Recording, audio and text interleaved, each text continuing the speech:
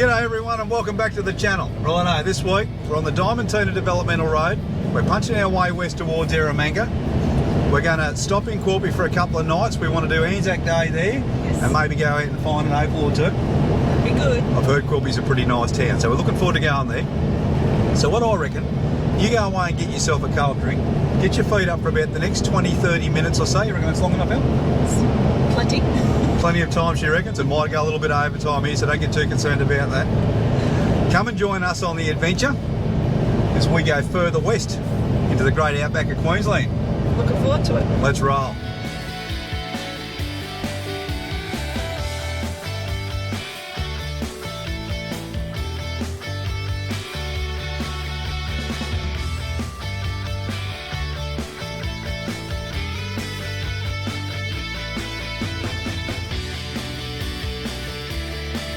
Free camp. You come to the free camp, just look for the sign that says Bulloo River Walk and hang a righty. You'll find a dirt road, just follow the dirt road up. Now they told us at the information centre, unlike this bloke over here, that you got to go over the first creek crossing and you can camp anywhere between the two creek crossings. So this is the first one we're coming up onto here now. But they also told us, but not on the creek crossing. Oh yeah, she stipulated. There must be some. I'm not going to say idiots. Interesting people in this yeah, world. that's a better word to use. There must be some interesting people because she had to stipulate do not camp on the creek crossing. This is the creek crossing here. I don't know what goes through people's minds. Not sure. I'm not sure either. Anyway, so across the first creek crossing, and then once you get across here, there's another one. It's probably about another 400 or 500 metres up. You can camp in the open areas between the two, and if you get down here early like we did, you get a great spot. But if you have a look over here now, you can see everybody starting to get themselves a spot down along the river. You're literally, what, 2 or 3 minutes out of town? Yeah. So we were one of two last night. Oh yeah, there was only two of us here last night. It wasn't just Ellie and I. It was really quiet. There's another caravan guy a couple of hundred metres down there in the bush, and he was here last night as well. Yeah. But really quiet. You are reasonably close to the road, but there's so little traffic that comes through Quilpie you don't even notice it. I didn't even really hear it, to be honest. No, not until this morning when the town started to come back to life. But yeah. Even then it wasn't too bad. No, it's good. It's pretty good. So here's our spot. On the riverbank. Yeah, right on the bank of the river.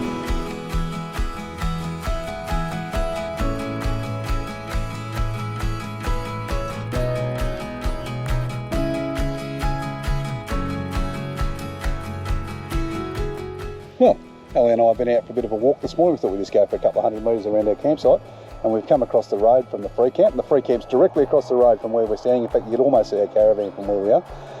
If there wasn't so many trees in the way. I was going to say, good eyesight. Very good eyesight. But I sort of got a sense of where it is. All right, but we found the Bulloo River Walk, which is a 1,600 metre return walk, and just takes you up along the banks of the Bulla. It looks interesting.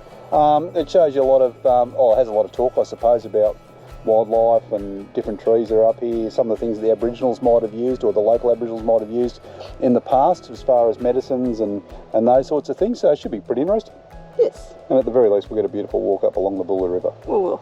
Now, we weren't prepared for a walk this morning, so I'll just give you a quick look at the footwear. The all-terrains are on? The all-terrains are definitely on. So Ellie's in the Havies and I've got the reefs going, so we'll do a little comparison of who's got the better thongs. And we certainly haven't got any water, but there's plenty in the creek, although you didn't bring your life straw. That's an in-house joke. All right, so... No. No. All right, there you are. We'll go for a bit of a walk. We'll take you along with us and see what there is to see. Sounds good. Let's go. See ya.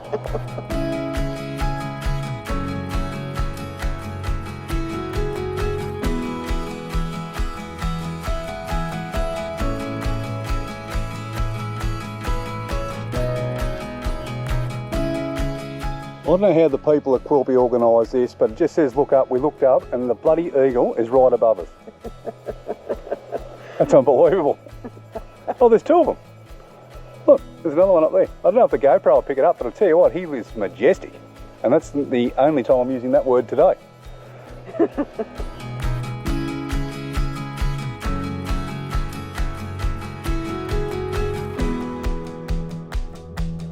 This is the Gigi tree, which is more commonly identified by its smell rather than by its sight. A couple of mates who are more commonly identified by their smell rather than by their sight. What are your thoughts on the walk so far, Al? It's good. I like it. It's good. Plenty of information on trees. You love to read. I love to read. Not. All right, so yeah. But I'll tell you what is good about it. There's a little bit of information as you go along, which also marks the track. And as you go along, there's a lot of areas you can just sit down and relax and enjoy the river and the surrounds. So yeah, very interesting.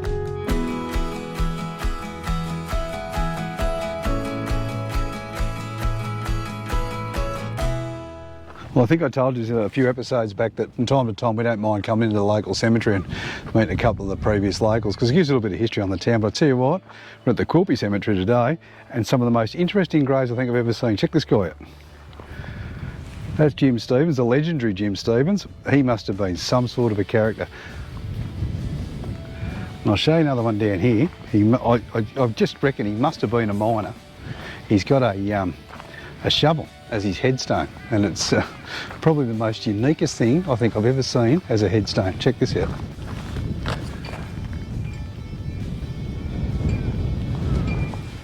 What do you think about that?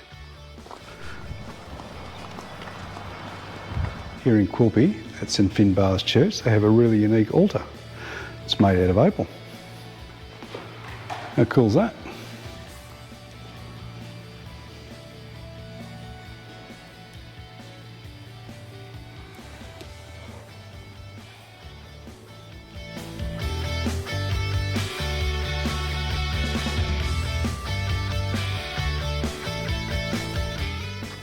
Alright, well we've come to the Opalfossicking area here in Quilpie, and from what I understand they come up here and they seed it a bit with some, I suppose they're tailings from the mines that people have. It's good for the tourists. You come and dig it up and find yourself a little bit of opal or something with a bit of colour. Bit of fun. But yeah, a bit of fun for sure. They reckon, every review I've read said it's great fun for the kids, but we're going to give it a crack anyway. Apparently there's 2 piles here, so we'll go for a bit of a walk around and see what we can find. They recommend that you bring some water up so you can wash your rocks as you think you might find something, and a shovel for digging. We've decided to dispense with the shovel and bring a sledgehammer. So we'll use them, we'll smash a few rocks apart and see how we go. All right. Other than that, should be a bit of entertainment for half an hour to an hour or so. We're up and see what we find.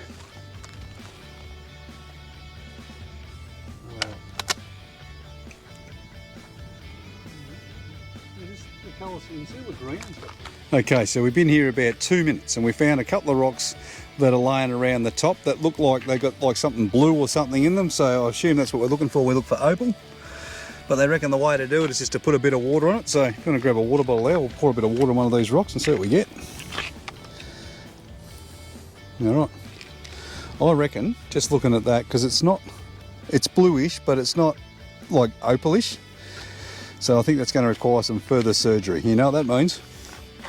It's time. He's going to use his hammer. It's time for the hammer. Yeah, no. This is another giveaway too. Just have a look at that rock again. Yeah. You can see that didn't come out of the ground like that. Someone's cut that. So obviously they're cutting it as samples. So they must be cutting them up to determine where the vein is or where the opal is, and then they just move it out here. So yeah, it's quite obvious it's the tailings. Yeah, no, that's just like a quartzy thing. All right, I'll smash this one open and see what we get. There we go. All right. Oh, look at that. Ooh. Mind me onto something here. Wait, look at me. Whoa, look at that. Wait, look at me water.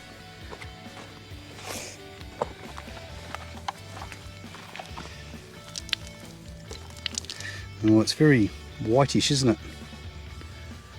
But it looks nice. Very pretty. Hey. Oh, look at it there. In there.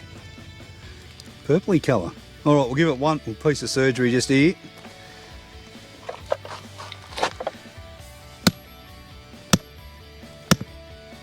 Here's a tart rock. Oh, I don't know, Al. No? I don't know. Not that I know what I'm looking for, but there we go. I'll tell you what we do have though, if we don't get anything else, we've got something from Quilpie that's interesting and makes you feel like you might own an opal. Look at that. Oh yeah, you can see, when you get it in the right light in the sun, I can see little flecks. I might not be able to see on the GoPro, but you see little flecks of green and stuff through it, which to me feels a bit more like an opal. Yes. All right. Hell of a lot of rocks in there. The only thing is, you don't know whether you're digging up the pile that the person killed in there this morning. That's what you don't know. Who knows? Anyway, as we said before, it's a bit of fun, isn't it? It is a bit of fun. Like come out, there's always that chance of discovery. Hey. There's always that chance of discovery, and I think that's what keeps you going. So Exactly. yeah, very good. All right, well, should we go and wash our rocks? Yes. All right, let's get it done. Well, that's our hoard from Quilpie. We're pretty happy with it. We'll take it as a souvenir because it reminds you of your stay. And I tell you what, Alison keeps jumping around because there's flies in there. It reminds you of your stay and it gives you something to take away and something to remember Quilpie by. So we'll definitely be back one day, particularly if that's worth any money. Right. Let's go. Let's go.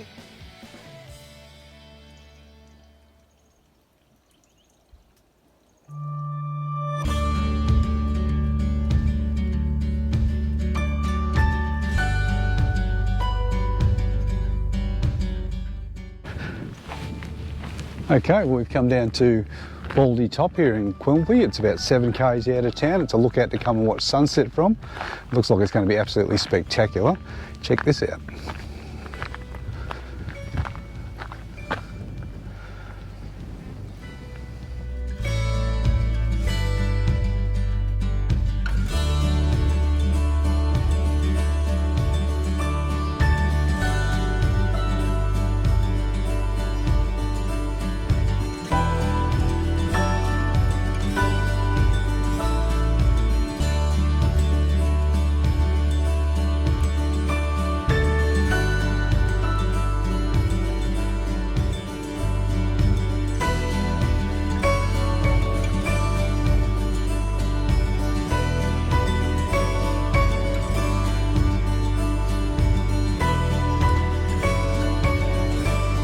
Well, good morning.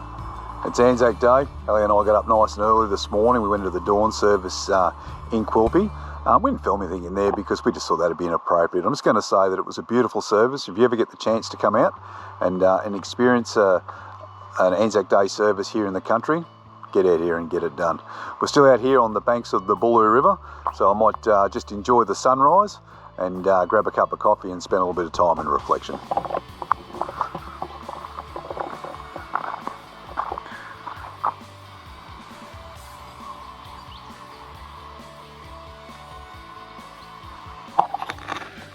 All right, we're just packing up in Quilpie. What do you reckon, Al? I really enjoyed Quilpie. Oh, so did I. I reckon it's great. These country towns, they're great. What do you think of our twilight service last night? It was good. It was different and it was really nice, and we had like perfect weather, which was a great backdrop to the service. It was an amazing sunset. We didn't film too much up there because we just didn't think that was appropriate, but I did do a little pan of the horizon so you got the sunset at Corpus Cemetery, and it was really nice. It was really nice. It was really nice. So anyway, we'll flick that up and we'll show you that. The plan for today, we're going to head on to EUREKA. Have you said that right? Yeah, EUREKA. Okay. And we're going to dig up a dinosaur. Righto, let's get packed up and we'll get rolling.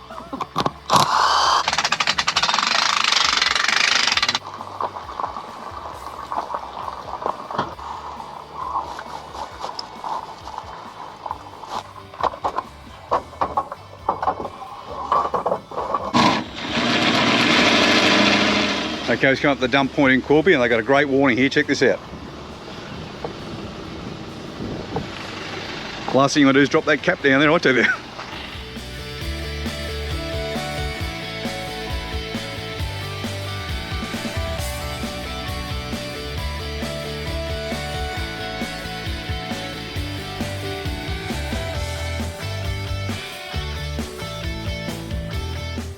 What do you reckon of the Outback now, Al? I'm enjoying it. It's great, isn't it? It's got a real beauty to it. It's a bit harder to describe, but I tell you what, it might be just red dust and bush, but it looks really nice. We've seen a lot of animals on our way up. We're not quick enough to catch them. Goats, emus, bloody everything. By the time we get the camera up to show it, no, gone. So we're going to try a little bit harder. We'll try.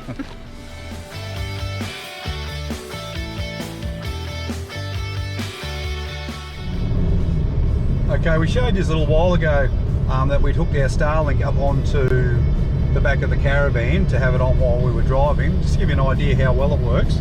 At the moment I'm doing 82 kilometres an hour, 83, it's starting to climb a bit, and the speed test on the Starlink, 104 megabits per second. That's pretty bloody good. Very good. But what it does is it runs our navigation and it also allows us to make phone calls. Alrighty, well that's the end of this week's episode. We hope you enjoyed it.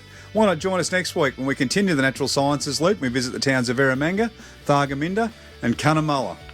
Can't wait for the adventure. Have a great week. We'll see you next week. Oh, and don't forget to like and subscribe before you go. And hit the notification bell so that you know when our next episode's up. See you next week.